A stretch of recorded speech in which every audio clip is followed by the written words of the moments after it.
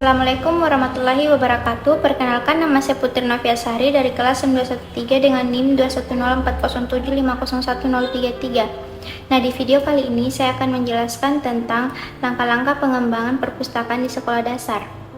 Dalam pengembangan perpustakaan ada beberapa komponen utama yang menjadi pokok pengembangan, yaitu sumber daya manusia, koleksi, sistem layanan, fasilitas pendukung, dan marketing.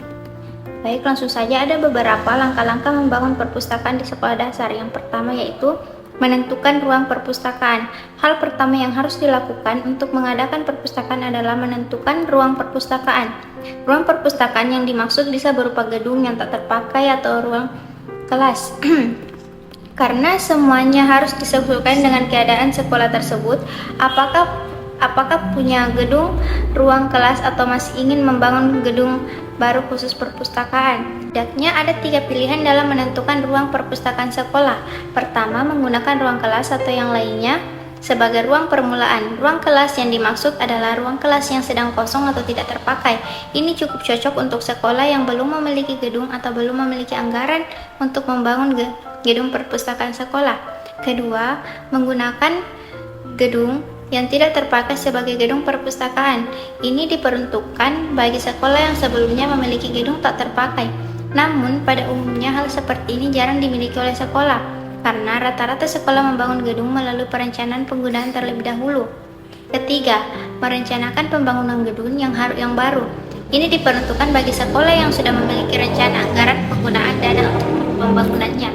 Biasanya, sekolah merencanakan jauh sebelum gedung itu mulai dibangun, misalnya 1 tahun sebelumnya ataupun beberapa tahun sebelumnya. Selanjutnya diajukan kepada pemerintah terkait dalam bentuk proposal ataupun rencana anggaran. Dalam langkah yang paling ringan, baik finansial maupun tenaga, sekolah merencanakan perpustakaan secara bertahap. Dari ruang kelas, kemudian diisi buku-buku dalam beberapa jumlah saja. Selanjutnya dibuat anggaran pembelian buku setiap tahun untuk menambah koleksi yang ada.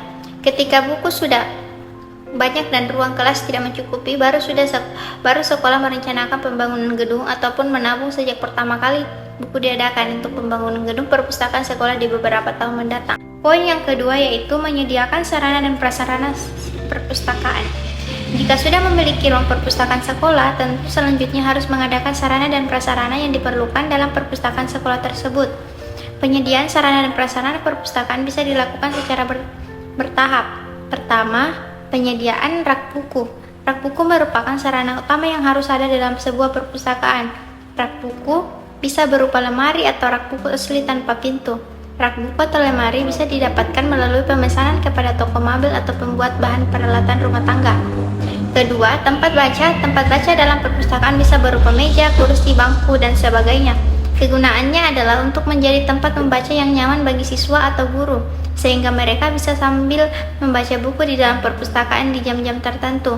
Selain itu, fungsi tempat baca juga memungkinkan bagi siswa atau guru untuk tidak harus meminjam buku dibawa pulang ke rumah. Ketiga, penyediaan sarana administrasi. Sarana administrasi perpustakaan bisa berupa buku, induk daftar buku, buku daftar hadir, dan buku pinjaman. Selain itu juga diperlukan kartu pustaka untuk siswa. Gunanya setiap inventaris perpustakaan akan tercatat melalui buku administrasi yang ada, sehingga data perpustakaan tertata dengan jelas dan tidak sembarut adanya. Yang ketiga yaitu membuat katalog atau daftar buku yang akan dijadikan koleksi perpustakaan. Sebuah perpustakaan sekolah harus memiliki koleksi buku yang sesuai dengan kebutuhan penggunanya, yaitu guru dan siswa. Namun pada faktanya, masih banyak perpustakaan sekolah kebingungan menentukan koleksi buku yang akan dijadikan koleksinya.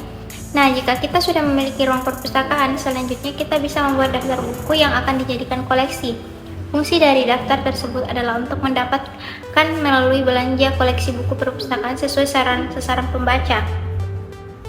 Pertama, tentukan pengguna perpustakaan. Tentu saja sarana pembacanya adalah siswa dan guru, sehingga buku-buku yang perlu dijadikan koleksi harus berhubungan dengan mata pelajaran mereka di sekolah, atau buku-buku pengembangan atau penunjang lainnya yang berhubungan, misalnya buku novel untuk penunjang mata pelajaran bahasa Indonesia. Langkah yang keempat yaitu menyediakan koleksi buku perpustakaan.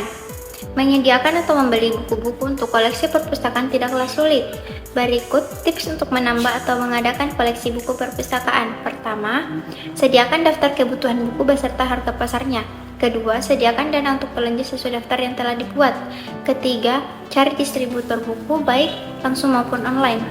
Label pada buku perpustakaan biasanya berbentuk kertas yang ditempelkan pada bagian belakang tengah buku, atau bisa dilihat pada gambar di atas.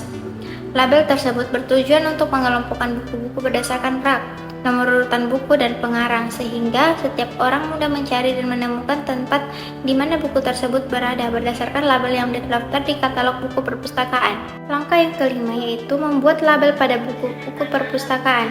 Sebuah perpustakaan sekolah harus memiliki koleksi buku yang sesuai dengan kebutuhan penggunanya, yaitu guru dan siswa, namun pada faktanya masih banyak perpustakaan sekolah kebingungan menentukan koleksi buku yang akan dijadikan koleksinya.